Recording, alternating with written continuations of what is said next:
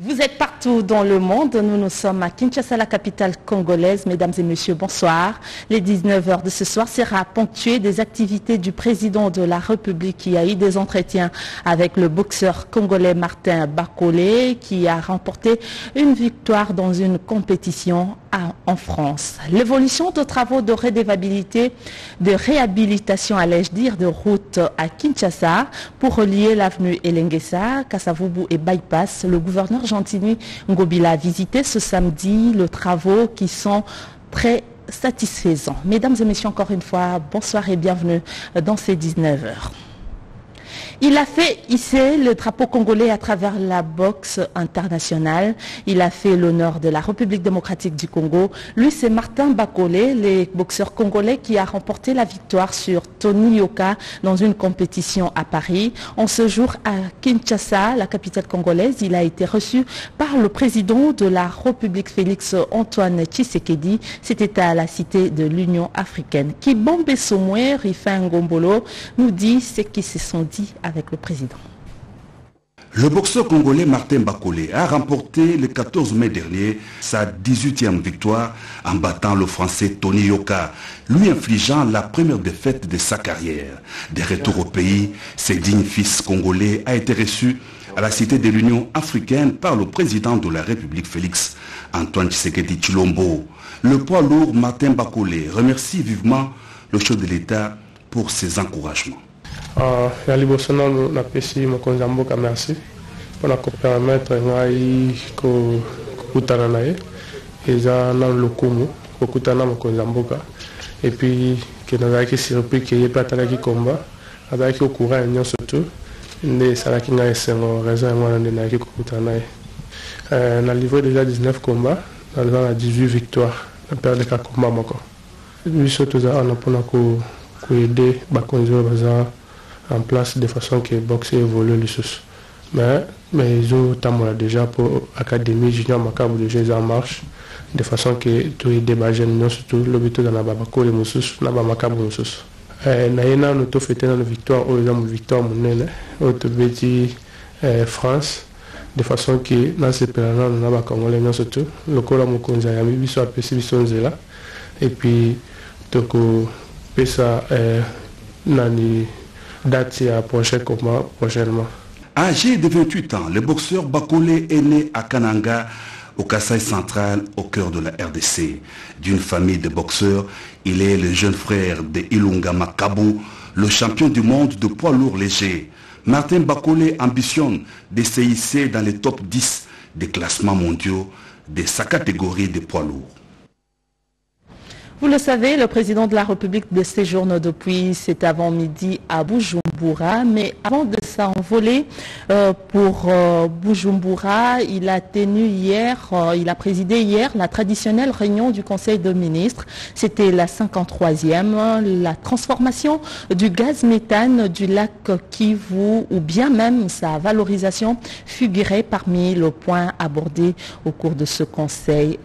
Voici le compte-rendu lu par le ministre de la Communication et porte-parole du gouvernement Patrick Mouyaya, un extrait choisi par la rédaction. Ces chapitres de points d'information, 2 notes d'information du ministère des Hydrocarbures. 1. Rapport sur la remise officielle des données du Graben Tanganyika et de la cuvette centrale et la valorisation du gaz méthane du lac Kivu.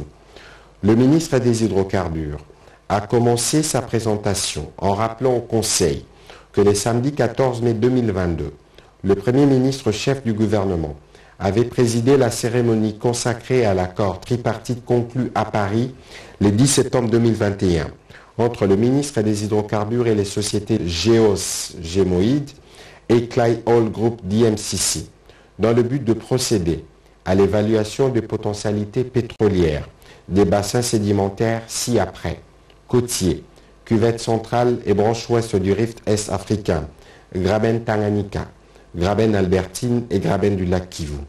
Cette étude, réalisée en exécution de l'une des actions phares du programme du gouvernement, axée sur l'augmentation de la production pétrolière, permet la constitution d'un package de données techniques des blocs à attribuer par appel d'offres pour 16 blocs pétroliers sélectionnés au sein de bassins sédimentaires sus-évoqués. Les perspectives financières sont énormes pour le pays. S'agissant de la valorisation du gaz méthane du lac Kivu, le ministre des Hydrocarbures a d'abord indiqué que ce gaz est estimé à environ 66 milliards de normomètres cubes de méthane et 300 milliards de dioxyde de carbone. Pour mettre en mouvement cette valorisation, le ministre des Hydrocarbures a sollicité l'accompagnement du gouvernement, notamment par la mise à disposition de fonds permettant la récolte des données géopétrolières numériques et physiques, ce qui permettra aux sociétés requérantes la consultation et l'accès aux données après paiement.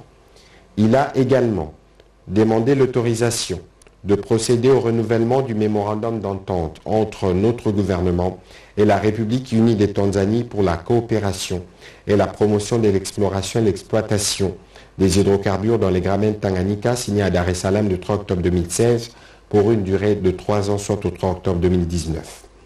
Le ministre des Hydrocarbures a enfin sollicité les quitus du Conseil pour procéder à la signature d'un accord de coopération similaire avec la République de Zambie pour permettre aux futurs opérateurs sélectionnés à mener en toute quiétude les opérations d'exploration sur le lac Tanganyika et le bloc Moero sur le lac du même nom partagé entre les deux pays. Le Conseil a pris acte de cette note d'information. Au sujet de la situation de couverture en kérosène, Jet A1, gasoil, essence et propositions d'achat urgent de produits pétroliers par le gouvernement, le ministre des Hydrocarbures a fait rapport au Conseil de problèmes liés à l'approvisionnement en kérosène et en gasoil. Face au risque des pénuries, il a formulé plusieurs propositions au gouvernement qui les a toutes adoptées. Le Conseil a aussi pris acte de cette note d'information. Si vous ne connaissez pas votre électrophorèse, rendez-vous demain à Massina Petro Congo ou l'Asbel FAN, en collaboration avec l'Institut de recherche en sciences, organise des dépistages gratuites de l'anémie SS. La cérémonie sera organisée sous l'impulsion du président du Sénat, l'honorable Modeste Bahati Lukwebo. Commentaire William Tunakov. En prélude de la journée mondiale de la drépanocytose, célébrée le 19 juin de chaque année en République démocratique du Congo sous l'impulsion du professeur Modeste Bahati Lukwebo, président du Sénat, la Fondation Antoine Tabala FAN lance ce dimanche 22 mai à Massina Petro Congo une campagne de dépistage gratuit dénommée Une RDC sans anémie SS. Nous travaillons pour la sauvegarde de la stabilité de la famille depuis 2007. Nous avons organisé des mariages civils, des policiers, des militaires, des fonctionnaires. Mais on s'est rendu compte qu'au sein des familles, il y avait une préoccupation, la naissance des enfants anémiques. C'est ainsi en 2016, nous avons réuni les serviteurs de Dieu, des différentes confessions religieuses. Et on s'est convenu que plus jamais faire la bénédiction nuptiale sans résultat de l'électrophorèse de l'hémoglobine. La particularité de cette année, l'examen de l'électrophorèse en amont, si les adolescents, c'est presque gratuit, nous bénéficions de l'appui technique de l'Institut de recherche en sciences de santé. Cette fois-ci, nous sommes approchés des partis politiques qui amassent des gens. Objectif de cette campagne, sauvegarder et stabiliser la famille en République démocratique du Congo, à en croire son coordonnateur Antoine Tabala. Et toujours en actualité, rendre compte de sa gestion est un exercice républicain. Dans le cadre de la nouvelle loi de finances, le gouvernement provincial du Haut-Katanga a disposé auprès de la Cour des comptes le rapport de gestion budgétaire 2020-2021. D'autres précisions dans ces commentaires de Cédric Kenina et Fils Mounouma. Ce n'est ni plus ni moins que de la redevabilité. Le gouvernement provincial du Haut-Katanga, à travers son ministre provincial des Finances, était devant la Cour des comptes pour rendre compte de la gestion des finances publiques de l'exercice 2021. Rapport passé au crible, analysé, traité, assorti des observations qui ont donné lieu à un débat contradictoire. L'argentier provincial du Haut-Katanga, le professeur Bruno Kasuele Choma, salue le rôle des filets de sécurité de la Cour des comptes. Nous avons vraiment trouvé que la Cour des comptes est dotée de personnes compétentes pour aider les provinces dans les rapports de gestion. Et d'ailleurs, vous savez que rendre compte, c'est respecter les citoyens parce que nous gérons les finances publiques, les finances des citoyens. Alors, j'exhorte vraiment aux autres provinces de venir parce que ici les débats contradictoires vraiment permettent aux ministres des Finances, aux ministres des Budgets et aux gouvernements provinciaux de la République d'améliorer la qualité non seulement des gestions mais aussi des rapports financiers. En souscrivant à cette démarche, l'exécutif provincial du Haut-Katanga tient au respect de la loi sur les finances publiques pour implémenter les caractéristiques de la bonne gouvernance et de la gestion efficiente des ressources publiques. Le médecin directeur de l'hôpital Garengantie à Kassaji, nous sommes dans la province du Lualaba, totalise 25 ans de carrière. À l'occasion, l'hôpital offre en collaboration avec le gouvernement provincial des opérations chirurgicales gratuites. Cette initiative compte déjà à ce jour plus de 200 personnes opérées avec succès. Et du fait qu'elle soit en mission officielle à Lusaka, le travail pour le bien-être de sa population se poursuit sur l'ensemble de la province du Lualaba dans tous les domaines, et ceci dans la seule raison d'accélérer comme toujours la mise en œuvre de la vision du chef de l'État Félix Tshisekedi. Lancée officiellement le 15 avril 2022 par le ministre provincial de la Santé à l'initiative de Marie-Thérèse Masuka Saini, la campagne de chirurgie gratuite de Kassaji, deuxième ville de la province du Lualaba, a pris de l'ampleur. Actuellement, 202 personnes sont déjà opérées par l'équipe du docteur Kayombo d'Ivasco de Gama. Située à près de 300 km de Kolwezi, la ville de Kassaji accueille jusqu'à ces jours plusieurs patients venus pour l'opération chirurgicale gratuite, marquant la fin du jubilé d'argent de 25 ans de carrière du docteur Kayombo. Pour le gouvernement provincial, cette action vise à soulager tant soit peu la souffrance de la population du Lualaba profond, non seulement en prenant complètement en charge ces opérations chirurgicales, mais aussi à assister les malades avec les matelas, draps et autres biens de valeur, sans oublier le carburant pour l'électrification de l'hôpital Garengantie qui abrite cette campagne. La population de la contrée, très émue, ne cesse d'implorer une pluie de bénédictions en faveur de la première citoyenne de la province du Cobalt. Après avoir appris que Maman Fifi Masuka Saini est en train d'aider beaucoup de gens, comme Moïse avait fait sortir les enfants d'Israël de l'Égypte, et à l'instar de Jésus qui avait aidé l'aveugle Naaman à recouvrer la vue. Je la remercie, je la bénis pour cet acte opposé en ma faveur et de tous les autres. Le bâtonnier Koko Kayoudi du bureau de Matete a effectué une descente à Kenge. Il a visité le petit séminaire de Katende Saint-Charles-Luanga où il a fait ses études primaires et secondaires. Il y a apporté quelques présents. Il était avocat de la République dans le célèbre procès 100 jours. Koko Kayoudi est bâtonnier au barreau de Kinshasa Matete. Ce brillant avocat est allé à Kenge dans la province du Congo où ses souvenirs sont encore vivaces. Il est né là-bas et a fait ses études au petit séminaire Katende de Saint-Charles-Luanga. Dans sa gibecière, un important lot des lits de maternité et un engagement pris pour prendre en charge les frais scolaires des finalistes de 6e secondaire et l'année prochaine, le quart des frais scolaires des élèves de ce petit séminaire Katende de Saint-Charles-Luanga. Cette visite, coïncidant avec son anniversaire d'âge, c'est au cours d'une messe d'action des grâces célébrée à la cathédrale Mwese Anuarité que Koko Kayoudi a remercié le bon Dieu et a promis la construction à ses frais d'un bâtiment pour la maternité qu'il a vu naître il y a 49 ans. C'est le diocèse qui m'a accueilli, qui m'a formé, et qui a fait de moi un homme tout court.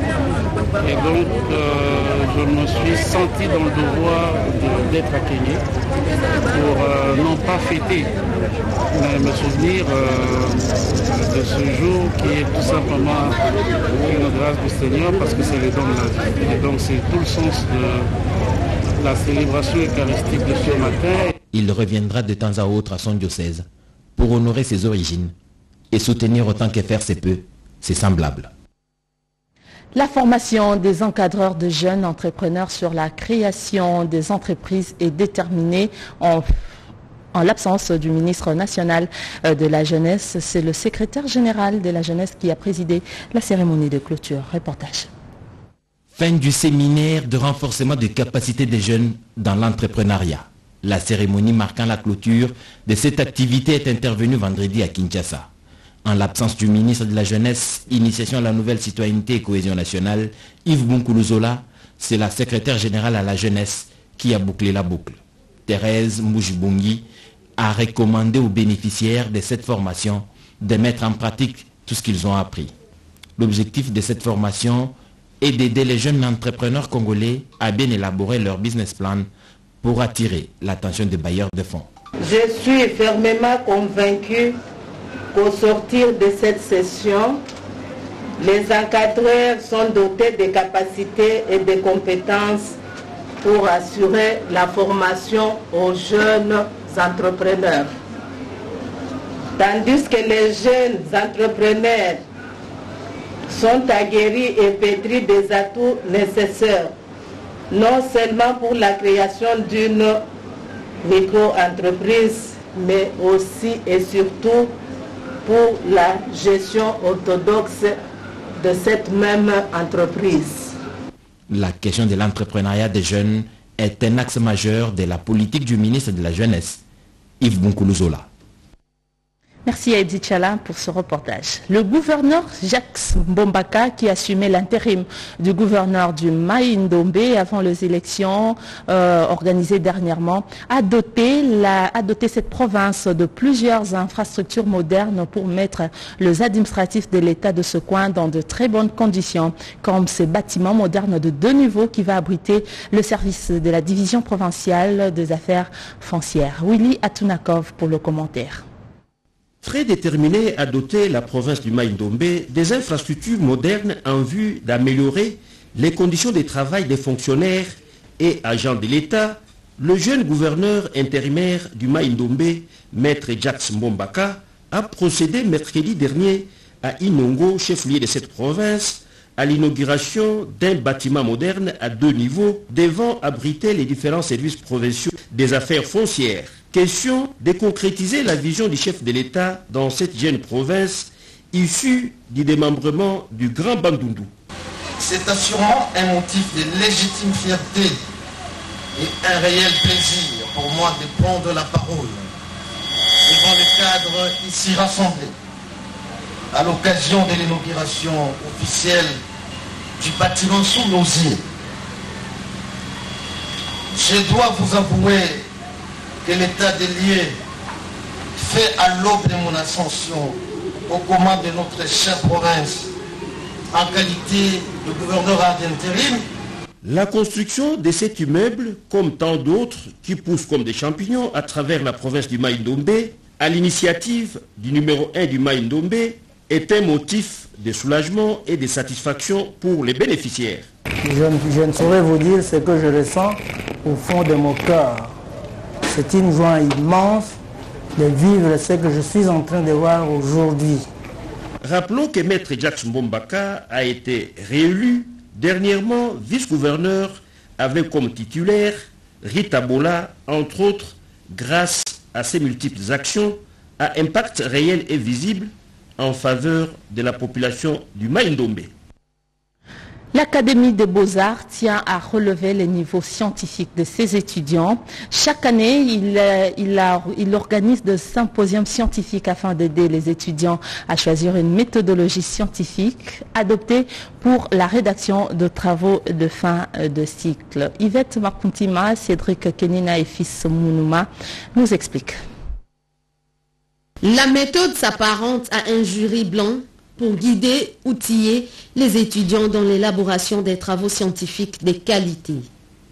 Les symposiums scientifiques qu'organise l'Académie des Beaux-Arts depuis 2018 participent à l'amélioration des travaux scientifiques des étudiants et fait de cet alma mater un creuseur du savoir. Avant, très souvent, on ne savait même pas détecter la fraude. Il y a des personnes qui reprenaient les mémoires des années précédentes et qui revenaient avec, mais comme à la dernière minute, il y avait toujours une psychologie de cafouillage. Alors, mais nous avons remarqué qu'il y a une nette amélioration depuis 2018. Un exercice apprécié par les étudiants et les corps professoraux. En effet, ces symposiums préparent nos étudiants à la maîtrise de leur sujet de mémoire. Ils apprennent. Ce symposium est bénéfique pour nous en tant qu'étudiants, en terminale surtout, parce que ça nous aide à recadrer notre sujet de mémoire. Déjà, le but de ces symposiums est de nous faire écouter devant nos enseignants avant de passer au travail.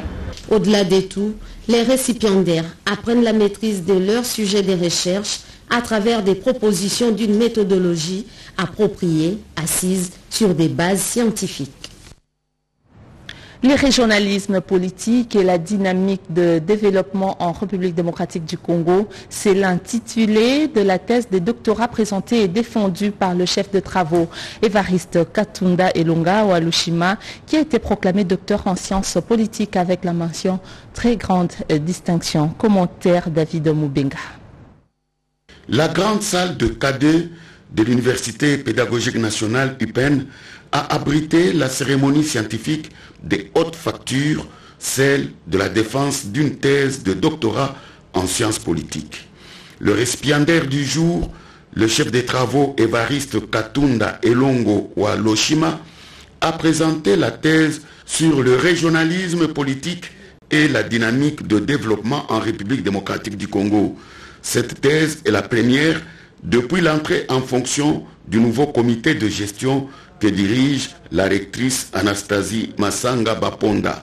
Pendant plus d'une heure de débat scientifique, le récipiendaire a réussi à convaincre le jury présidé par le professeur Symphorien Kassindi. À l'issue de la délibération à huis clos, le jury a proclamé le chef des travaux Évariste Katunda Elongo Walushima, docteur en sciences politiques avec la mention grande distinction. Nous avons parlé des régionalismes politiques où il y a répartition de compétences entre l'État central et l'État provincial. Les scientifiques parlent beaucoup sur la décentralisation et le régionalisme. Nous avons émis la théorie des changements et la révolution mentale à la suite de Mabika Kalanda où l'homme doit changer profondément. Lorsqu'on mime ou lorsqu'on prend les institutions des autres, ça peut créer des histoires. C'est ça qui nous crée parfois des dysfonctionnements. Suivez à présent cet entretien du directeur général de la Radio-Télévision nationale congolaise, Belidé Mbunga Robert, avec le gouverneur de la province de la Mongala. Ces derniers sollicitent les renforcements en matériel de la RTNC pour la diffusion des images de la RTNC dans sa province. Aussi l'accompagnement de ce média public dans les actions menées par le gouvernement provincial. Replanté pour les préparatifs de l'arrivée du chef de l'État, Félix-Antoine Tshisekedi, très attendu par le filles et fils de la province de la Mongala. C'est dans ce contexte que le gouverneur élu, César Limbaya Mbangisa, a échangé avec le directeur général intérimaire de la Radio-Télévision nationale congolaise, Robert Belidé Bunga, concernant l'accueil et la couverture médiatique du séjour du chef de l'État dans cette partie du pays, ainsi que le programme de développement local de 145 territoires pour l'amélioration des conditions et cadres de vie des populations rurales. Le chef de l'État a déjà sa vision, le social et l'état des droits. Je me suis inscrit comme le candidat de la rupture. Comme vous le savez, et la Mongala est à genoux aujourd'hui à cause de ses anti-valeurs. Je viens pour essayer de me mettre derrière le chef de l'État, pour combattre ces antivaleurs, essayer de canaliser le peu de recettes qu'a la Mongala pour essayer de le relever. Et nous ne pouvons le faire que grâce au leadership du chef de l'État. La province de la Mongala est divisée en 3 territoires, Bongandanga, Bumba et Lissala, composés de 13 secteurs, 168 groupements et 1527 villages, et présente un potentiel immense pour les investisseurs. L'association de caméramens du Congo a regroupé dernièrement tous ses membres à Kinshasa autour de son président, Jires Nkelani. Les détails dans ce reportage. L'Union nationale des caméramens du Congo, l'UNCC en sigle, a tenu sa première table ronde ce mardi sous la présidence de Jires Nkelani. Cette activité qui s'est tenue à l'espace Grand Kasaï dans la commune de Lingwala a pour objectif de réunir tout le preneur des vues évoluant à Kinshasa et dans d'autres provinces en vue de travailler ensemble pour valoriser leur corps de métier. Prenant la parole au cours de cette activité, Jerez Nkelani a expliqué le bien fondé de la création de cette structure. Le président de l'UNCC a en outre lancé un appel à tous ceux qui n'ont pas encore rejoint la structure à pouvoir le faire. Pendant cette activité, ils ont reçu une visite surprise de l'honorable sénateur Denis Kambaye Chimbumbu, ancien ministre des Sports, connu pour sa proximité avec le professionnel de médias. Denis Kambaye, qui a pris la parole au cours de cette activité, a exhorté les uns et les autres au travail bien fait avant de les appeler à rechercher l'excellence. Membre de l'association des caméramens de la RDC, je voudrais tout simplement lancer un message d'encouragement. De la même manière que nous avons des associations de journalistes. Et pour la première fois dans notre pays, nous avons aussi une association de caméramens. Il faut ratisser large. Non seulement à Kinshasa, ce sont des partenaires de la technique de la communication. Sans le caméraman, il n'y a pas de télévision. Il peut y avoir des radios, mais pas de télévision. Voilà pourquoi je vous soutiens à 100% et je m'autoproclame déjà, sans votre volonté, être parmi les membres du comité d'honneur de l'association des caméramens de la RDC. Je ne suis que membre, je me disponibilise et je lance aussi un message à tous les caméramens d'apprendre à cotiser et de faire vivre notre structure. Je salue la présence de chacun de vous ici. Je ne voudrais pas citer les uns pour oublier les autres. Merci beaucoup. Selon les initiateurs de cette structure, l'UNCC doit s'étendre dans toutes les provinces dans un proche avenir. Avant de poursuivre avec ce journal, suivons à présent ces reportages que nous propose la réalisation. L'appropriation des notions sur le journalisme et les droits humains passe par une formation de renforcement des capacités des professionnels de médias. Ceci justifie la tenue à Kinshasa de cette formation à l'intention de quelques journalistes issus des médias publics et privés, JDH RDC. Cette organisation canadienne qui milite pour la promotion des questions relatives aux droits humains au profit des communautés a organisé la dite formation ce vendredi 20 mai 2022. Outre la théorie, les formateurs congolais et canadiens ont soumis les participants aux travaux pratiques pour bien assimiler les matières données. Au terme de ces travaux, les chevaliers de la plume sont sortis bien renseignés sur la méthodologie Prenel, technique appropriée pour assurer une bonne couverture médiatique pour la réalisation de reportages, des interviews sur les droits humains, plus particulièrement les droits des femmes et des filles. Au Canada, je suis journaliste et aussi formateur et j'ai eu l'opportunité de venir et partager ce que je partage au Canada ici. En venant ici, en travaillant avec GDH, le but pour moi d'être venu, c'est un peu pour améliorer, essayer de faire un peu pour améliorer le journalisme en général. L'aspect genre et d'autres thèmes transversaux tels que la sécurité des journalistes, les techniques d'interview, surtout avec le vulnérable, seront toujours prises en compte dans la production de reportages. JDH RDC entend organiser d'autres formations similaires à travers le pays pour atteindre un plus grand nombre de communautés. Le monde entier a célébré le 18 mai dernier la journée des musées. Le pouvoir des musées était le thème de l'année à Kinshasa.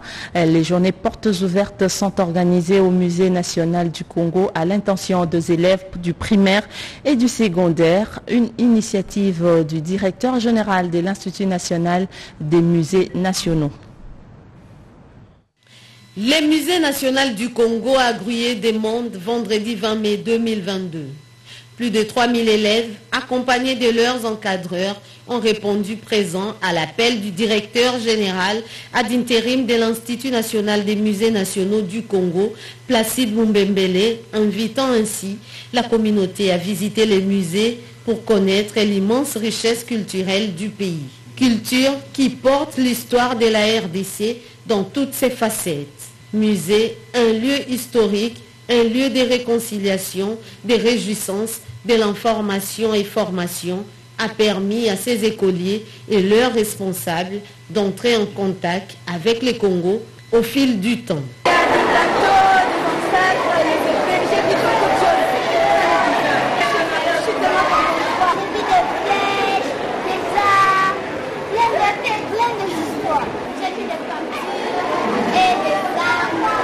Nous venons d'un village au plateau de Batéké qui s'appelle Impuri.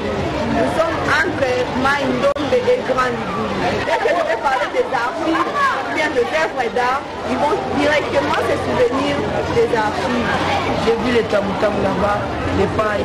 Notons que les portes du musée seront ouvertes jusqu'au dimanche 22 mai 2022, une occasion pour les familles, entreprises, églises, pour ne citer que celle-là, à mieux connaître l'histoire du Congo depuis l'époque coloniale à un passé récent. Comment fonctionne le stade de Martyrs? Ce stade a un directeur général qui a expliqué les fonctionnements de ces stades et sa mission en République démocratique du Congo. Comme les infrastructures de même importance à travers le monde, le stade de Martyrs ne peut se limiter qu'à l'organisation des manifestations sportives. Il a également une vocation culturelle et sociale. Déclaration de l'administrateur gestionnaire adjoint du stade de Martyrs, Maître Michel Omba, au cours d'un échange avec la presse. Il voulait ainsi clarifier les choses suite aux rumeurs malveillantes et provenant des sources bien identifiées et fausses images qui circulent sur les réseaux sociaux faisant état d'un sabotage de l'aire de jeu du stade des Martyrs par l'organisation de la cérémonie des mariages. C'est cette information qui fait en sorte qu'on puisse salir l'image non seulement de l'administration, du stade et même du chef de l'État. Je voudrais préciser que le stade des Martyrs, ou tout stade en tout cas, a 3 missions. La première mission, sinon la mission principale, c'est d'organiser des manifestations sportives. Il faut savoir qu'en dehors des manifestations sportives, les stades peuvent aussi accueillir des manifestations à caractère culturel. Maître Michel Omba a aussi profité de cette opportunité pour parler de l'organisation de l'exposition et de la vente des œuvres d'art des sculpteurs de renommée internationale Maître Alfred Liolo. C'est là, à l'occasion du 3e anniversaire de sa disparition. La vente de ces œuvres d'art devait soutenir les fruits de cette vente, était destiné à soutenir la famille de l'illustre disparu et des orphelins ainsi que de veuves congolais. Nerio Lema, René Ngwangou, Henri Alimassi ont assuré la partie technique de ce journal. Au nom de toute l'équipe rédactionnelle, nous vous disons merci de nous avoir suivis à travers le monde. Retrouvez à 20h Sandra Nyangui pour la grande édition du journal. Au revoir et portez-vous bien.